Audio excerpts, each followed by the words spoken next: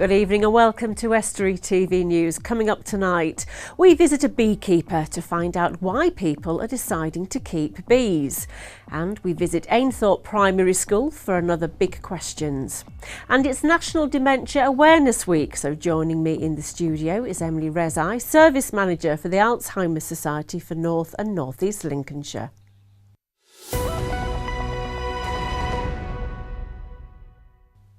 Welcome to Estuary TV News. I'm Emma Lingard. But first, it's over to Erica Barker for the news headlines. Of North East Lincolnshire Council, Chris Shaw and Rob Walsh, the authority's chief executive, say the whole organisation was shocked by the news of Councillor Mick Burnett's death yesterday, who passed away at the age of 68 in his sleep, and that their deepest sympathies go out to his wife Anne and family. Just 2 weeks after launching a recruitment campaign to support the creation of up to 50 new jobs at the pier in Cleethorpes, they say they've received almost 800 job applications. The available positions range from head chef and events manager through to kitchen and waiting staff. The World Seafood Congress, due to take place in Grimsby in September, has announced 2 new sponsors. Retailer Marks & Spencer and Icelandic Sea Chill, who own the Saucy Fish Company brand, have agreed to support the event, which will see people from around the globe descend on the town. And National Dying Matters Awareness Week is underway, which aims to get people talking about bereavement and making plans. Beverly Clark, Macmillan Practice Development Nurse Specialist at the City Healthcare Partnership in Hull, says it's important to open up about what can be a difficult subject.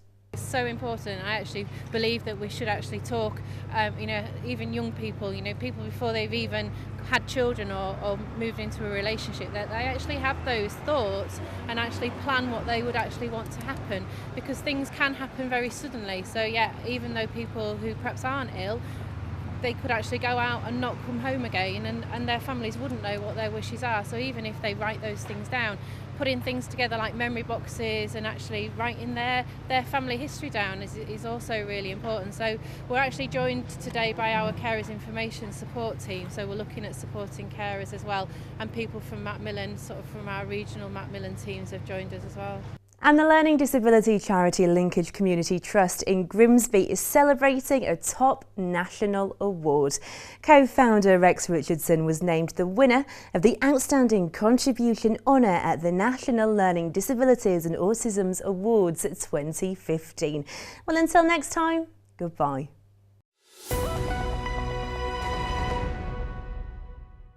Thank you, Erica, and she'll be back near the end of the programme with the sports news.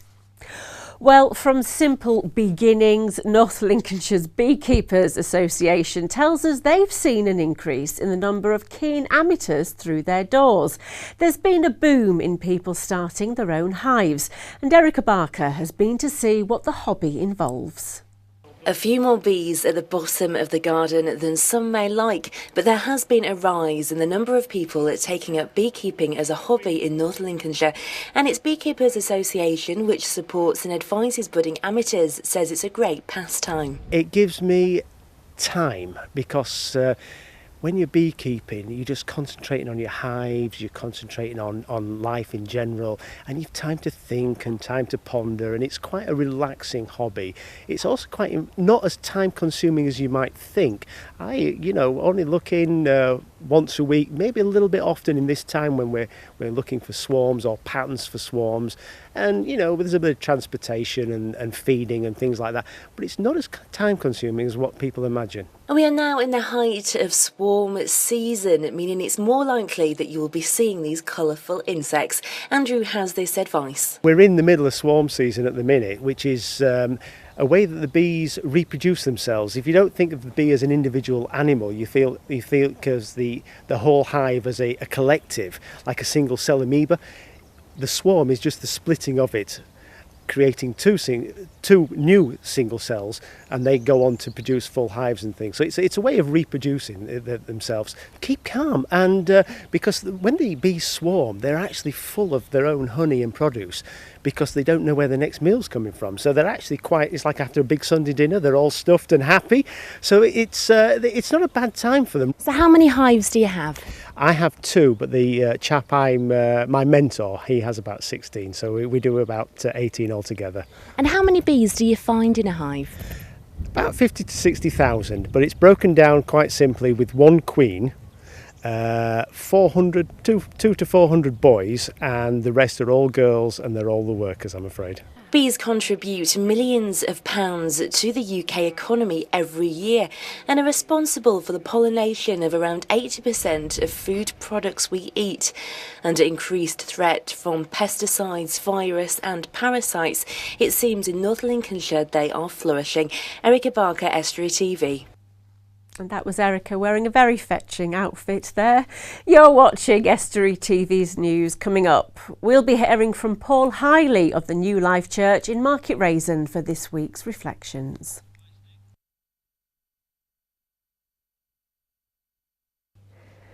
Dementia can happen to anyone and there's currently no cure. There are 850,000 people with it in the UK and that's set to rise to 1 million. This week is National Dementia Awareness Week and much is being done to promote the fact that when dementia begins, life doesn't end. And joining me to tell us more is Emily Rezai. Emily, welcome to the programme. Thank you. We hear about this so much, but put it into context. What actually causes dementia? Okay, there's not one known cause of dementia. We know that age poses a significant risk factor, so the older we get, the more likely we are to develop dementia.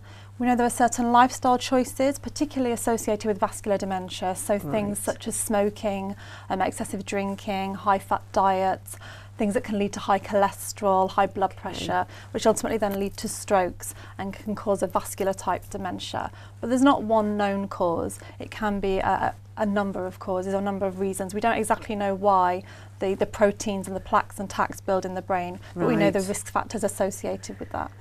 And I suppose in one way, dementia seems to have a bit of a stigma attached to it, doesn't it? And especially, we were talking before we went to air about, you know, how it's perceived in the media. Yeah. I mean, can people still live a life? Yes, most definitely. And I think when we spoke before, we were saying that we don't often see those good news stories reported in the media. We see the negatively weighted stories about dementia. And the way often that society talks about dementia, they use words such as sufferer and victim, which only perpetuates that stigma, really. We prefer to use the phrase people living with dementia as opposed to sufferer, because it's more positive, and the fact it infers that people can live well with dementia, and they do. People with dementia can still do the things that they love, special interests, go to the gym, driving, art, and that's really what we're trying to promote as an organisation, particularly during Dementia Awareness Week. Okay. And the other thing, like you've said, really, dementia is not just about memory loss, is it? No. Dementia can affect any part of the brain, and therefore it can affect any part of our body. So, yes, memory is a significant part of our functioning that's impaired, but things such as visual perception, so the way people with dementia might perceive patterns, and particularly with dementia-friendly environments, so the big black mats you get on the entrance to public access buildings can appear as a black hole to people with dementia, and so they avoid them. And as well, in addition to motor function, can be affected as well, walking, the inputting of speech and language as well. So I suppose in that respect, when you know that, it's how you work with it, isn't it, to help that person? Yes, and that's what we're trying to do as an organisation, particularly with the Dementia Friends programme. So educating people at a community level about what dementia is, what it isn't, and what we can do as members of the community to support people with dementia to live better and to feel less isolated. Okay. Well, we're going to keep talking about this a bit later in the programme. Obviously, you mentioned there are help groups out there, aren't there, anyway? There are, yes. Brilliant. Well, we're going to talk about that. We're going to hold that there. So we'll hear from Emily just after that. But first of all, it's time to hear from Paul Hiley of the New Life Church, Market Raisin, for this week's Reflections.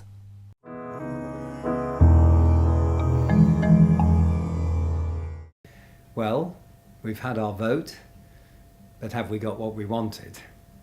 Possibly not.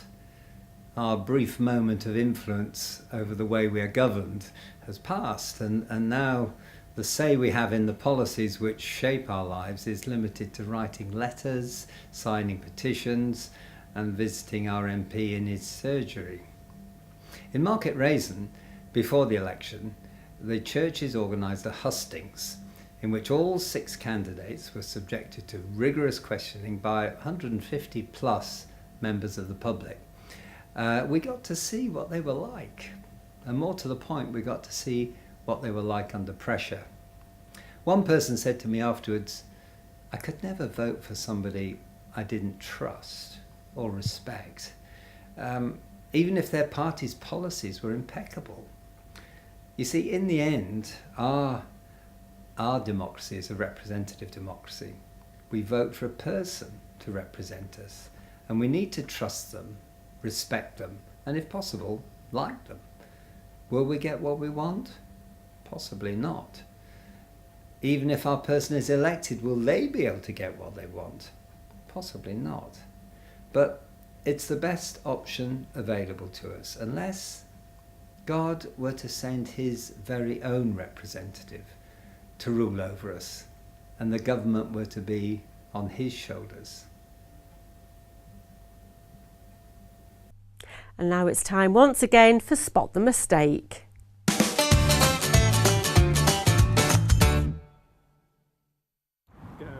This week's sentence: contemporary and modern, or more traditional. Whatever look you're trying to achieve, we can help with your needs. Call us or pop in for a design consultation. I don't know traditional.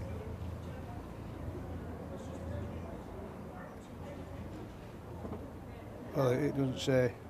It should say whatever you look for, not what look you're trying to achieve, should it? Whatever look you're trying, it should say whatever you're trying to look to achieve. I can't say. Whatever look you're trying. What does that mean? To achieve? No, I can't. That's what another. To achieve, we can. 2 grammatical errors.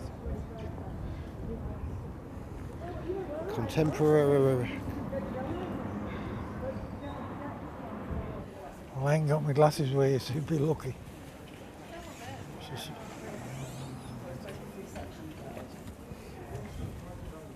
Well, I would have put you are.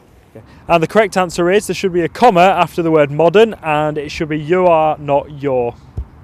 Well, yeah, but I mean, it should say what you're, whatever you're, what you look. Yeah, I see what you mean. Yeah. Yeah. Yeah. Whatever look. Oh, I And get then also it, there's supposed to be a comma after I modern left as well. school at 14, mate, so... There you go. Like that. So what does that prove then? Aye, that's true. Yeah. What, do I get a prize? No, but you are the first person to spot that one. Emily Rezai is still here with me in the studio, and we're talking about National Dementia Awareness Week. Now, Emily, the slogan, life doesn't end when dementia begins. What are you encouraging your supporters to do this week? Well, we're encouraging people with dementia, carers, Alzheimer's Society staff members, local providers in the area to do something new for Dementia Awareness Week, so to try something that you've not tried before. And really what we're trying to illustrate through that is that anybody, people with dementia included, can do something new for Dementia Awareness Week, and that people with dementia can still live well and continue to do the things that they love, whatever that may be, in order to maintain a high quality of life. And it's about us as a community, as a region, as a country, really getting behind that and supporting people with dementia to live well. Okay. Now, obviously, there are events happening locally as well. What have you got coming up? Well, tomorrow is our flagship event for the area in People's Park and the Navigos Floral Hall. So what we'll be doing is having a marketplace where anybody across North East Lincolnshire can come along, get information from other providers, information from Alzheimer's Society member of staff, afternoon tea, and then we are having a catwalk through the decades in which local providers are taking part, as well as people with dementia, their carers, myself, and we're going to walk through the decades wearing something that means something to us or something that we like, just to show that we can have fun and do something new for Dementia Awareness Week. And I think that embodies living well, really, which is what we want. I suppose the big thing as well, we've talked a lot about people that have dementia and how it affects them, but there are many people out there who care for somebody, don't they, a family member that has dementia. What support is out there? Because they must struggle at times. Yes, I mean for carers, it ultimately, they go through a grieving process. They have to manage the diagnosis as well as the person with dementia. So we have various carers support groups which we run in partnership with the mental health team, Navigo, and there is the carers support service. Okay. And we also run carers information and support programs to educate carers in what might be happening to somebody with dementia and how we can support them to support the person with dementia really, and give them someone to speak to. And we also have a support service that carers can access as well. Okay, because I mean that is important. There are so many unpaid carers, aren't there, out there, that they've got that close support network, isn't it? It's very important, and ultimately carers form the support network for the person with dementia. So carers play a vital role in keeping somebody with dementia healthy, independent, allowing them to stay in their own home for longer, which we know is very important. So really we need to support carers equally to how we support people with dementia. Now, we were also about the Sporting Memories Project that we know, where they go out, don't they, to sort of like jog people's memories. You talk about the fashion show that you're going to be doing as well. Do you find when people see the different fashions through the ages that it helps them in some way reconnect again? Yes, it can stimulate aspects of reminiscence, but there's also the sensory element of being able to touch the clothes. Age UK are kindly providing clothes rails where people can touch them. It will stimulate conversation about different decades.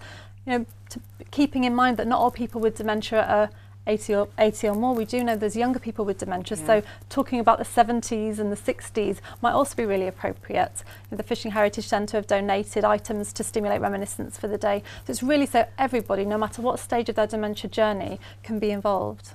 And that is such a big element, like you say. It's remembering that there's still a person there, I suppose, isn't there? Very much. That's something that we work on as an organisation, and we promote locally as well. It's remembering the person and seeing the person before the dementia. Just as we would any other health condition, we see that person first. So it's important to do the same for people with dementia and acknowledge their wealth of life experience and history.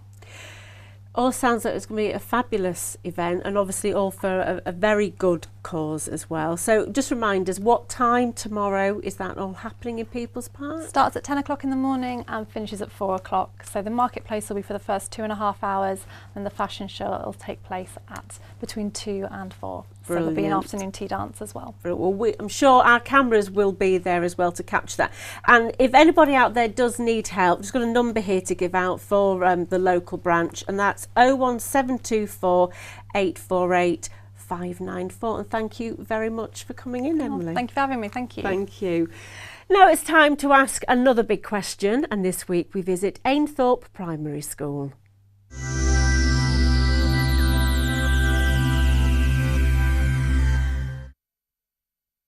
Hi, we're from Ainthorpe Primary School, and today's question is, should footballers get paid as much as they do?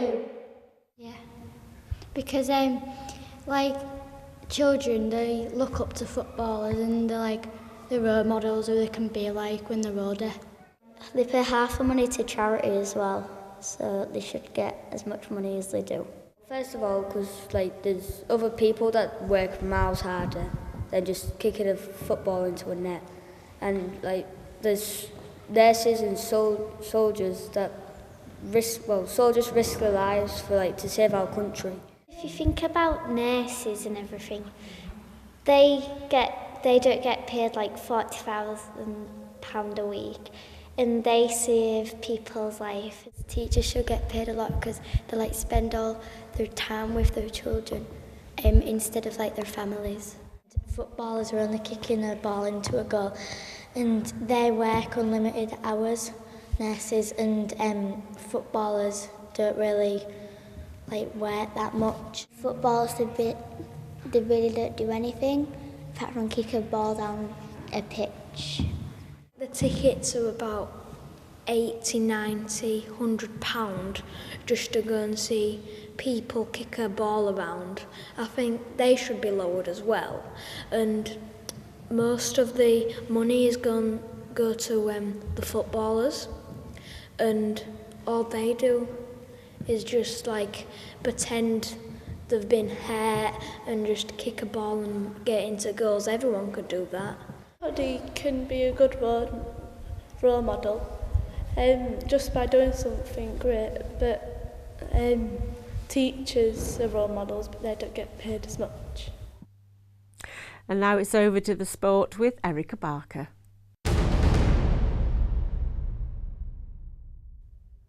In Rugby League, Wigan Warriors second row Scott Taylor has expressed his delight at finally securing a move back home to Hull FC next season. Taylor, who was born in the city, has been targeted for a while by Hull FC coach Lee Radford, who had wanted him for this season. Supporters can now look forward to him walking out with the black and whites. And in Port Scunthorpe, Sonia Chapman will be representing England for the first time against the Cambridge County team in Peterborough on Saturday. She gained her place in the England ladies team back in March, and 2 days later she will be competing with fellow players to secure one of the 14 places available to take part in the European Championships in France in February. Elsewhere, tomorrow at Cycle Mode in Grimsby, there is a question and answer session with Olympic gold medalist Chris Boardman. Keen cyclists are also encouraged to take their own bikes, as there will be the chance to have an hour-long bike ride alongside him. Boardman will be launching his new range of Boardman Elite Road bikes at the store. And the next generation of golf talent can get off to a flying start by teeing off at a popular Lincolnshire club. Elsham Golf Club has become a registered centre to promote and develop junior golf across northern Lincolnshire. They're also running the Junior Golf Passport scheme endorsed by the PGA. It is a national structured learning programme for children aged 6 to 12. Until next time, that's all from the sport.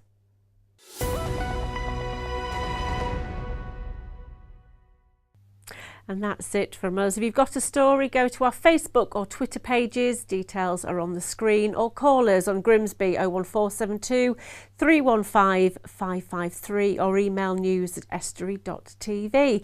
Till tomorrow, goodbye.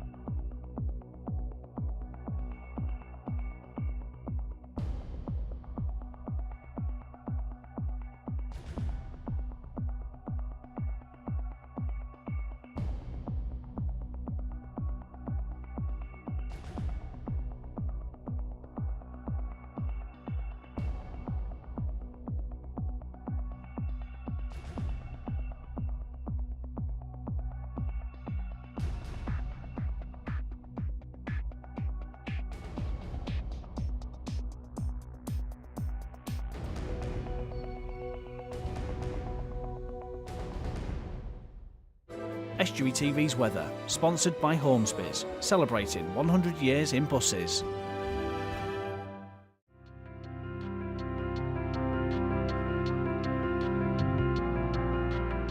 Hello and welcome to Estuary TV's weather. It'll feel cool and breezy on Wednesday with sunshine and showers, some heavy, perhaps thundery. Maximum temperature of 12 degrees. Thursday looks to have lighter winds and isolated light showers.